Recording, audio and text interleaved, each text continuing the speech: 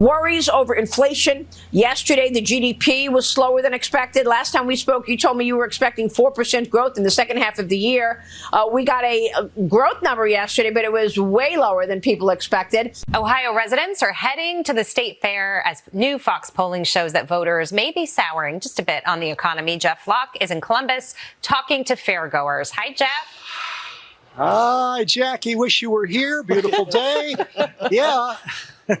Well, you could be sitting right next to me. Nobody else wanted to ride with me, apparently. Yeah, it's hard to be in a bad mood when you're at the fair eating fried items and riding the sky ride here above it all. But indeed, the Fox News poll shows about 3/4 of Americans now feel negatively about the economy. The president has a serious economic problem to the point that he just doesn't want it aired, which you expect when he's waging attacks on the fake news media. But when it's Fox News that are the ones airing it, you know he's in deep trouble. I think the carousel's about to begin, and as I say that, perhaps you listen to some of the folks that we talked to who say, I'm kind of going around in circles. Take a listen. Trying to buy a house and make a living for myself is rough. I live paycheck to paycheck. Everything costs too much. But like if you can pay it, go ahead. But like the people who are struggling, who can't really pay it, I feel bad for them. Fox News' own political analysts are telling their viewers that Americans are in economic pain and increasingly blame Donald Trump. The Murdoch-ran network that, let's not get it twisted, still very much coddles the president and caters to his needs, has on several occasions as of recent felt forced to admit the truth. Imagine that for a news network, or a news network, both via their own polls and on their airwaves as Americans deal with the repercussions of Trump's policies.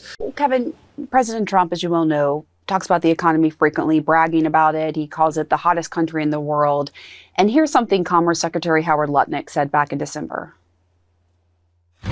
Look for the second quarter of 2026 to be amazing as all this money comes back into the economy from this big, beautiful bill, which really takes care of Americans. Finally, the president has the power to take care of Americans. Someone actually in the White House cares about the real people of America. Mr. Secretary, you said just a moment ago, Kevin, that consumers are optimistic, but we have this poll where 77% of Americans say economic conditions are overall poor. That is the lowest of Trump's second term so far. Is this the, quote, amazing economy the administration thought you'd all be boasting about when the, quote, unquote, big, beautiful bill was passed more than a year ago? Well, again, right now the economy does look amazing to me. The inflation's going down, the unemployment rate is low, initial claims like almost no one's getting fired, and final demand was up about 4%, which is about what my friend Howard Lutnick was predicting back then. It was the sort of surge in imports of capital goods that I think that caught people a little bit by surprise. That's why the number was a little bit lower. But I think that you're seeing really, really strong growth. And in the end, one of the things that I can say as an economist is that there's a big economic literature that says that in the end, people vote based on what's in their pockets. There's a guy named Ray Fair at Yale that has a famous paper that shows that what people have in their pockets is the best indicator of what's going to happen to elections. And so if you take the Ray Fair model, then you could say, well, actually real incomes went down under President Obama, then President Trump won, and real incomes went down under President Biden, President Trump won again.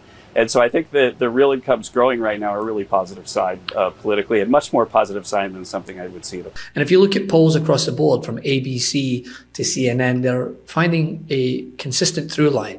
Only 23% of Americans rate the economy positively on CNN's poll. Pew Research found that roughly 3/4 of those surveyed rated the economy negatively. And Fox News also found approximately 3/4 of registered voters describing the economy negatively, including 41% who called it poor.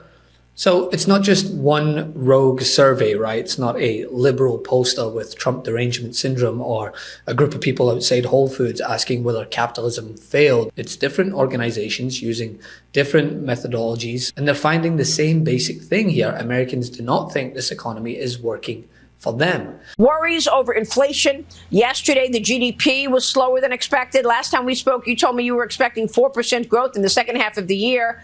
We got a growth number yesterday, but it was way lower than people expected. How would you assess the macro story today? Right. Well, I think that what we were looking at when you and I talked last was the really surging domestic demand. And so final sales within the U.S. were about 4%, actually, almost exactly the number we talked about, 3.9%. And the reason why the top line number was 1.5 was that we imported so many capital goods because we're building factories so fast that the number was different than we expected by a little bit. And the bottom line, though, is that if you look at that, so the huge surge in capital spending, which means there's downward pressure on inflation because there's upward pressure on supply, plus CPI and PCE, those two reports were about as good as you could ever hope to see if you were a Federal Reserve governor, then it means that the economy is really running on all cylinders. The president bet that tariffs would bring American factory jobs back. There's a new report out that says it didn't work. It was out June 15th, Freedom Foundation, and it has the U.S. manufacturing jobs over the last 10 years. What do you say to that, if that's the real purpose of implementing a lot of these tariffs?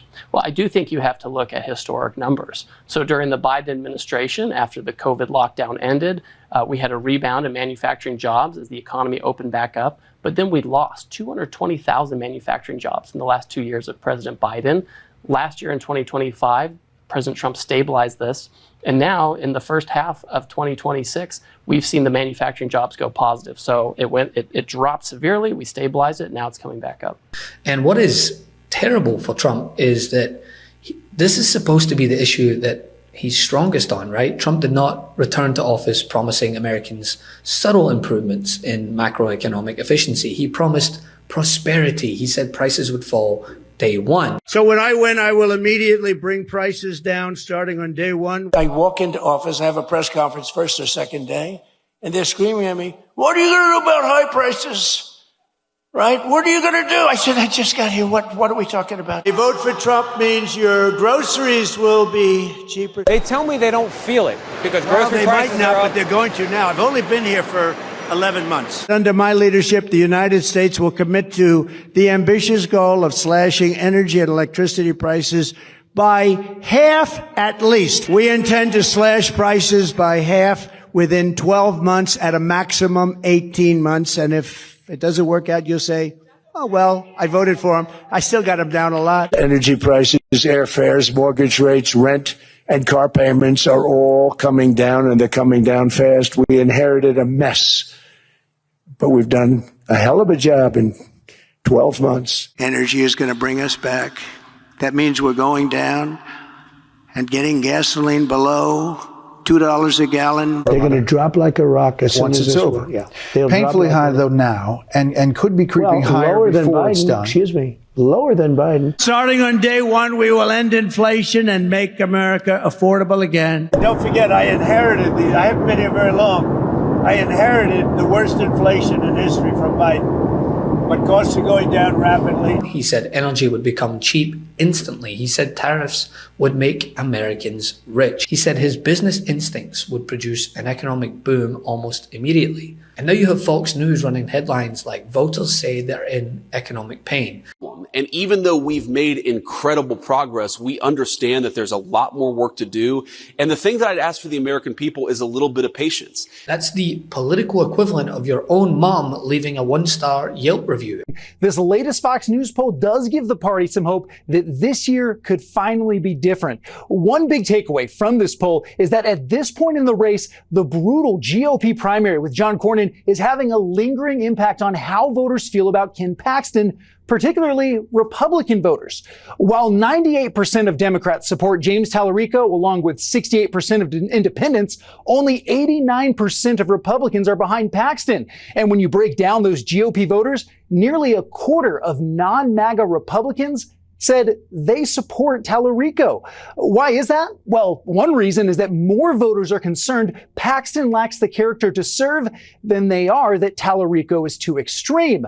36% of Republicans and 59% of voters overall said they are extremely or very concerned that Paxton lacks character, while only 17% of Democrats and 47% of voters overall said they're at least very concerned Tallarico is too extreme.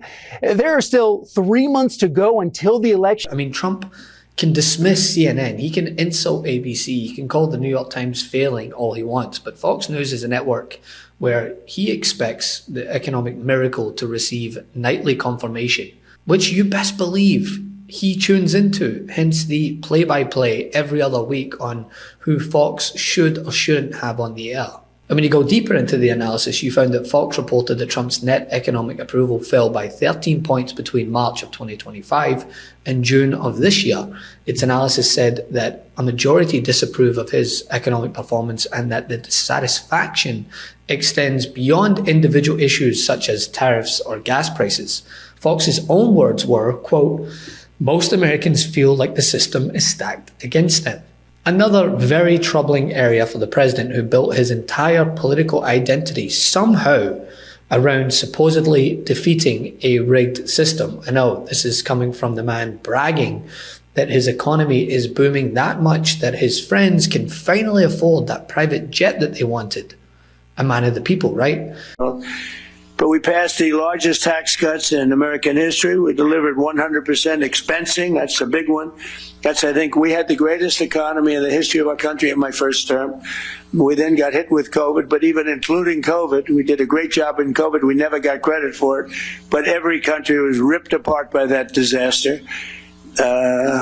We know where it came from. It came from Wuhan, and I said that. But we were all ripped apart, and China got hit very, very hard. It was delayed. They got hit very hard at the end. But it was a terrible thing, but we had the greatest economy in history. And before COVID, nobody had ever seen anything like it. But if you just took those 3 years and look at what we're doing now, we're going to blow them away. I mean, unless some horrible event happens, which is always possible, you know, we always have to at least think about the horrible events. Who would have thought that COVID could have happened? A thing like that could have happened. But we delivered 100% expensing, and that expensing, I think, we write it off in 1 year. I have friends that bought things that, frankly, they didn't need. I have a friend that never flew in a private plane in his life, and he ended up going out buying a very expensive private plane because of expensing 1 year. But Fox have found that 65% of voters say that the country is rigged in favour of the wealthy, up from 54% back in 2019. Fox's separate analysis cited even more striking findings that 72% of middle-class adults and 86% of working-class adults believe that the current political and economic system works against them. Both figures have increased by more than 30 points over the past decade, so there's clearly a shift in the air, even on Fox News airwaves, which is bad news for the man who campaigned as the working-class billionaire, which is already an unusual job description, right? Kind of like advertising yourself as the people's hereditary monarch. But the argument worked because voters believed that his wealth meant that he knew business and would deliver for them. But instead, even those often cocooned off from reality watching Fox every single night of the week, only 20% believe that Trump's economic policies help everyone. So no wonder he's panicking and doing everything possible to distract from this very information. He knows that the economic crisis and the foreign policy crisis, they're no longer separate, right? The war that is ever evolving each day has entered the family budget. Every missile that he launches now has a price to pay at the pump. Every threat to shipping routes affects transportation costs, and every rise in energy prices feeds through the economy into things like food, utility, and consumer goods. Trump told Americans that, well, despite promising that he'd not get America into any more foreign wars, that this war was necessary and military escalation would demonstrate strength and wouldn't impact our lives.